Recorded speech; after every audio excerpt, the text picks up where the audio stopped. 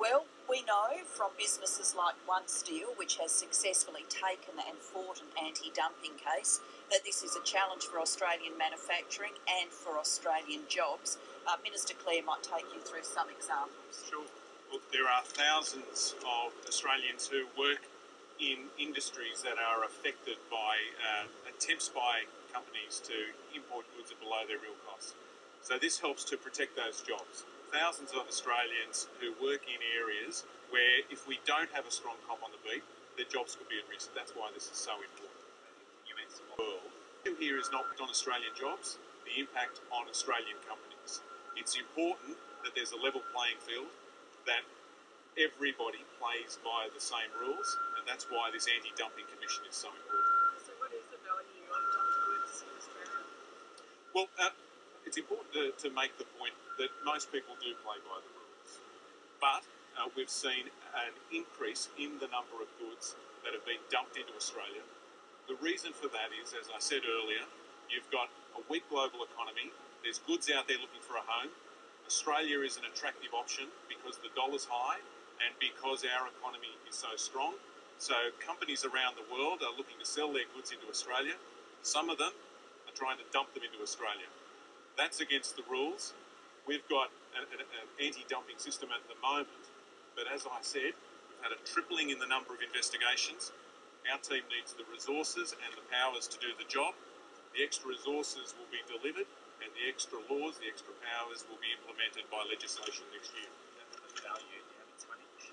We're trying to quantify what we're talking about. It's not about tonnage. Sometimes it's steel, sometimes it's aluminium, sometimes it's agricultural products. It's not about how much it weighs, it's about the impact it has on the Australian economy and the impact that it has on Australian jobs. It's about making sure that everybody plays by the rules. You're putting 24 million into it, it must be worth at least that much to the Australian market.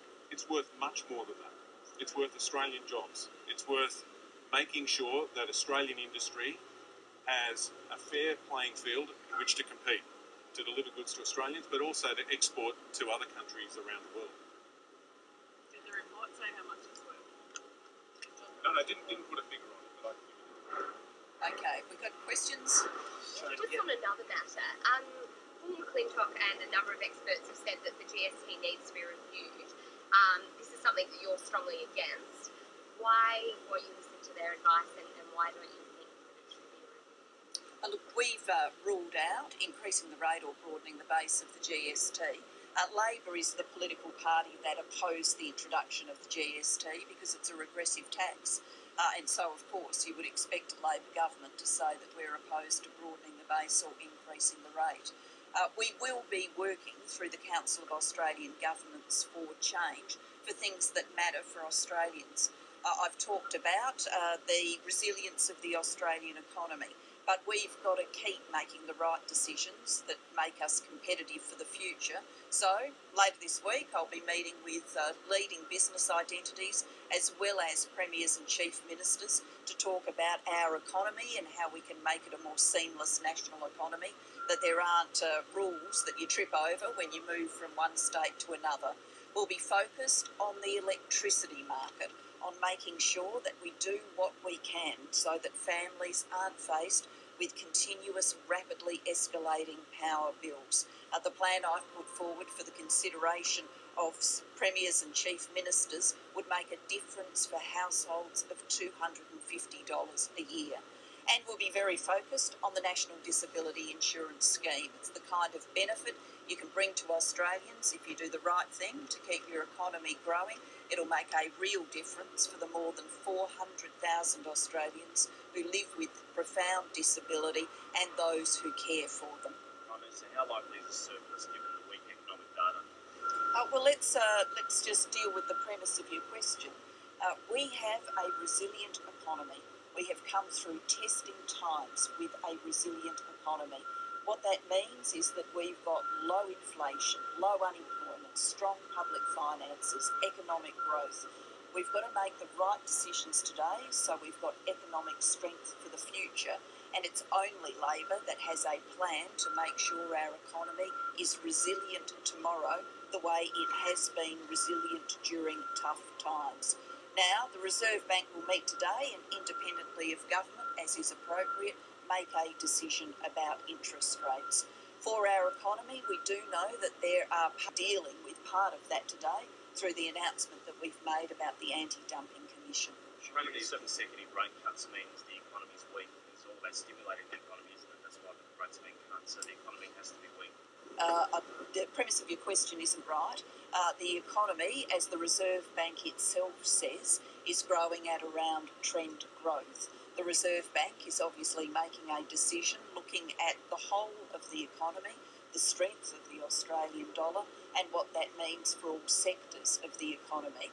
But you can't just do one simple snapshot the way that you look at all of the information.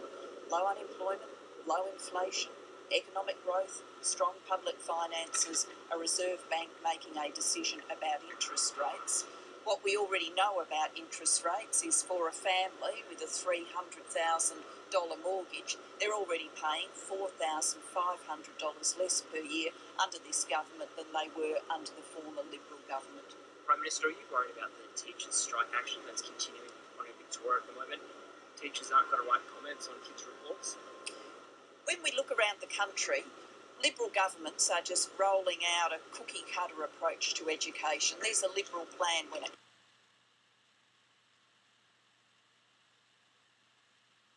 for cut education. People obviously then react to those cutbacks in education. There's a better way than all of this cutting back and division. It's the plan that we are rolling out for the future of Australian education, where we say that there's nothing more important to our future as a nation than the education of our children, and we're prepared to invest in it. If there is a cut, should the banks pass on the full cut? The bank should certainly pass on in full any interest rate reduction if it is made. It's very close to Christmas, and so if an interest rate reduction is made, the banks should take into account that Australian families will be looking to them to pass the interest rate reduction on in full. Prime Minister, if the economy's going so well, what does it matter if they pass it on or not, as you say? Well, I always want to benefit Australian families. I think it's good that Australian families are paying $4,500 less a year now than they used to on a $300,000 a year mortgage. Even with the resilience of our economy, many families find it difficult to make ends meet. And so, when interest rates have gone down in the past, we want to see families benefit from that. And of course, we'll want to see families benefit from any interest rate reduction that flows today. How interested do you think Australians are in a royal debut? Oh, I think people will stop and look at the news, and they'll be chatting about it over lunch and as they go about their work, and I think there'll be a sense of delight about it. Do you want to comment on Israel reviving its plan to build some zero new homes in East Jerusalem and its timing so soon after the vote taken last week with Palestine status? We've already indicated publicly that we are very concerned about this development, very concerned that all sides should act with restraint, and very concerned that everyone should find a way back to a path to peace. I think that the Royal Commission inquiry into child abuse should look at the evidence that's become available through the Victorian and other inquiries. We certainly think that the Royal Commission that I've announced should work in a productive way with other inquiries around the nation. There's been an inquiry here, a parliamentary inquiry. In other parts of the nation, there are inquiries in progress now. We'll certainly be working with our state and territory colleagues so that the Royal Commission we're creating works well with what has already been done through those inquiries. Just in regard to we'll make this the last question. in South Australia. Sure. Obviously, the federal government has provided the company with money to make it cleaner. How many more companies can the federal government keep bailing out or keep providing money to transform their practices? Well, you need to have a look at the details of that matter. What we've actually done is provided some monies by way of loan through our Export Finance Corporation to help the company transform. It's not a grant, as you phrased your question. That's not how it's been done. But we have, through the Export Finance Corporation, provided a loan to enable this business to transform so that it's viable for the future.